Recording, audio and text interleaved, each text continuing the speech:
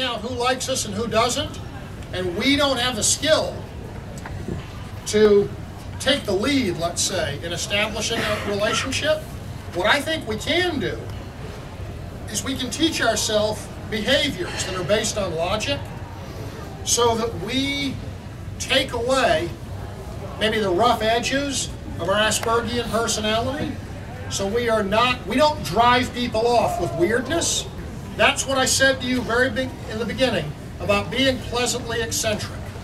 We need to learn how to not be a dangerous weirdo and how to just be pleasantly eccentric. Because when we're pleasantly eccentric, and every one of you who's connected to Asperger's and autism, you've heard this same thing. You've got to have heard so many times how we're charming and we're interested in neat things, and it's really fascinating that we know the history of this and the history of that, and we know how things work, and we're kind and we're gentle.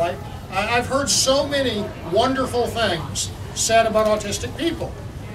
And if you take away the totally bizarre behaviors, and what you're left with is all those nice traits, well, all of a sudden you're kind of a pretty attractive package to a lot of people.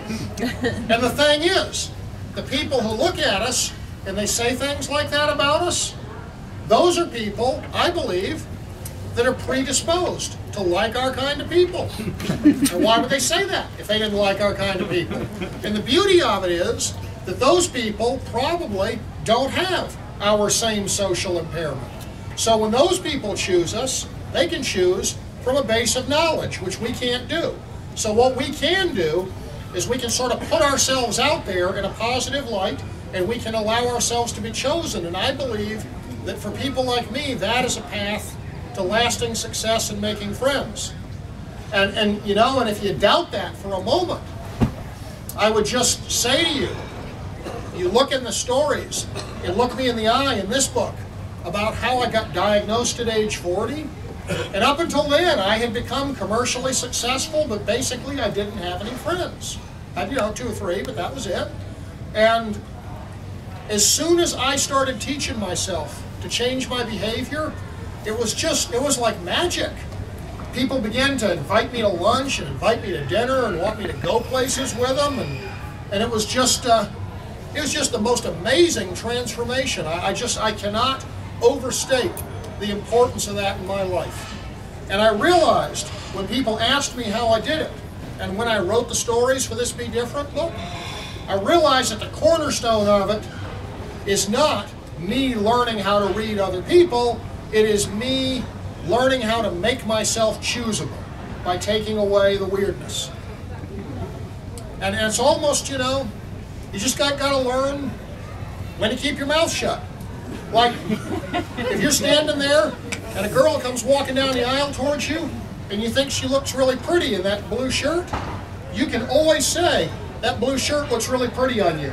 Most anyone will be flattered by that. It'll very seldom cause you trouble.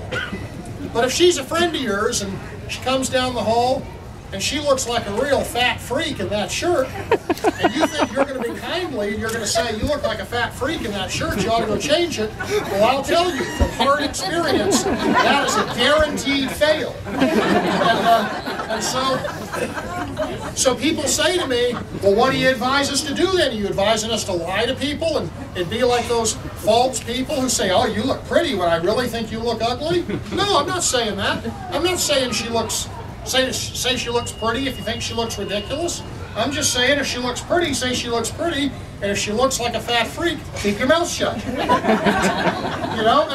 it works. It really does. And I think there might be people with greater social skill than us that could tell her that about her shirt. But it isn't me. And it probably isn't most of you if you're here tonight.